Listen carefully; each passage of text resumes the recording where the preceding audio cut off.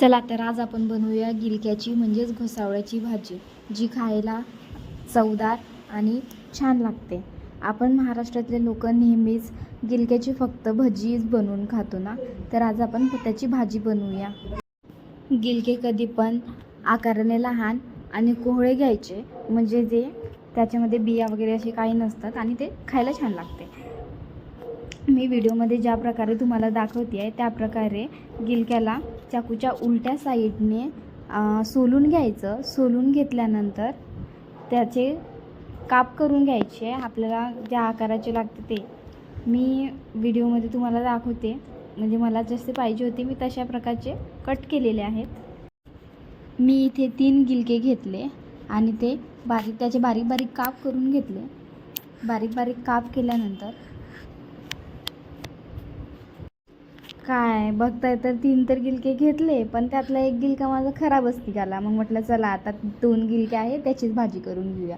नंतर टोमॅटो घेतला, tomato cut करून घेतला. एक मिरची घेतली, ही त्याला पण कट करून घेतली. कट केल्यानंतर ह्यातलं अर्धा टोमॅटो मी भाजीतल्या फोडणीसाठी वापरणार आहे आणि अर्धा टोमॅटो मी कुकरमध्ये जेव्हा डाळ लावेल त्याच्यासाठी ठेवलेला आहे. मी इथे हिरवी मिरची पण कट करून घेतलेली आहे, ही कमी तिखटाची आहे. नंतर मी मुगाची डाळ आणि गिलके छान धुवून घेतले. कुकरमध्ये मुगाची डाळ आणि गिलके टाकले. त्यानंतर त्यामध्ये मी टोमॅटो आणि हिरवी मिरची, मी इथे अर्धच टोमॅटो यूज केलेला आहे. अर्धा टोमॅटो मी फोडणीसाठी वापरणार आहे.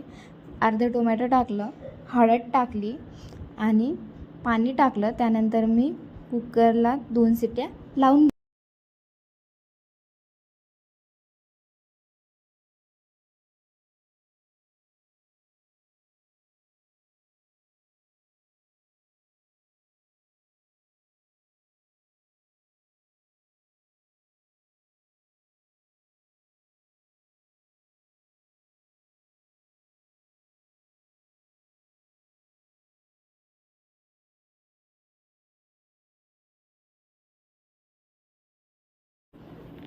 फोडणीसाठी नंतर मी एक कांदा कट करून घेतला.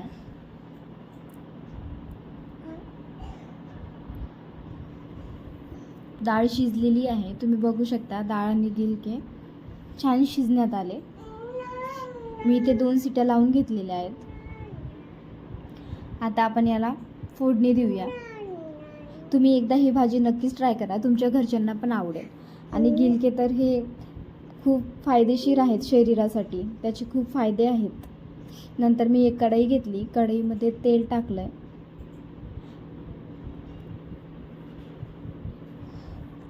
तेल टाकल्यानंतर त्यामध्ये मी 2 साबूत लाल मिरच्या टाकल्यात.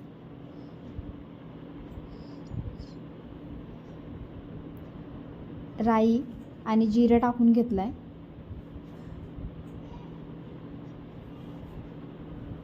कांदा टाकलाय. मी इथे हिंग विसरले होते, कांद्याच्या नंतर मग मी थोडी हिंग टाकली.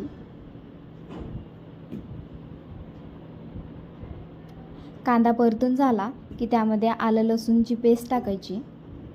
आलं लसूणची पेस्ट पण छान परतून घ्यायची, तेल सुटतपर्यंत परतून घ्यायची.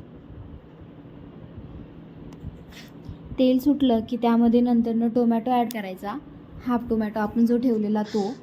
नंतर त्यामध्ये सुके मसाले टाकायचे, लाल तिखट, धनिया पावडर, थोडासा गवळा मसाला आणि हळद आपण ऑलरेडी यूज केलेलीच आहे, त्यामुळे आता हळद यूज करायची काही गरज नाही आहे.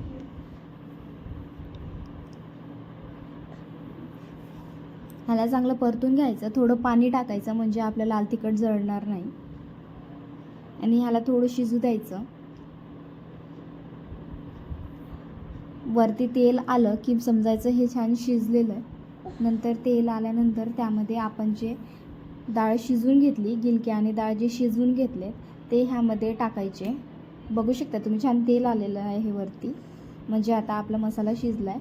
ह्याच्यामध्ये डाळ आणि गिलके जे आपण मिक्स करून घेतले होते, कुकरमध्ये शिजवून घेतले होते, ते टाकले आणि छान मिक्स करून घेतलं. बघू शकता की बघायला किती छान दिसते, खायला पण तशीच छान लागते. आता ह्यामध्ये चवीनुसार मीठ टाकायचं. आणि तुम्हाला जेवढी पातळ ठेवायची की मग गाढी ठेवायची, गाढी असली पाहिजे की कशी पाहिजे, आपल्या घरच्यांना कशी लागती तशानुसार आपण त्याला करायची. मी इथे मीडियम ठेवणार आहे, नाही जास्त गाढ आणि नाही जास्त पातळ.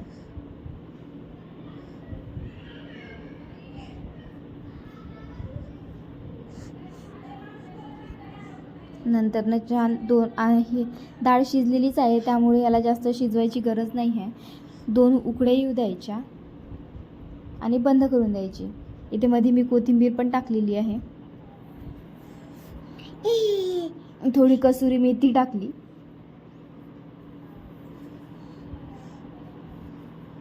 2 उकळ्या येऊ दिल्या. बघू शकता आपली डाळ छान तयार झालेली आहे. माझ्या म्हणण्यानुसार तुम्ही एकदा घरी नक्कीच ट्राय करा आणि तुम्हाला कशी वाटते ते नक्की कमेंट करून मला सांगा.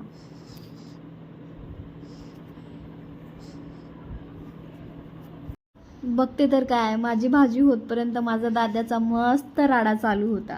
जिकडे तिकडे भांड्याचा पसारा, कांद्या बटाट्यासोबतच खेळत होता. सगळे ताट काढले, त्याच्यामध्ये कांदे बटाटे नुसता खेळत होता. जिकडे तिकडे फक्त ह्याचाच पसारा असतो आमच्या घरात. इतका पसारा करतात ना हे लेकरं की काही बघायचंच नाही. चला असो, भाजी एकदा करून बघा आणि नक्की मला कमेंट करून सांगा कशी झाली ती. थँक्यू.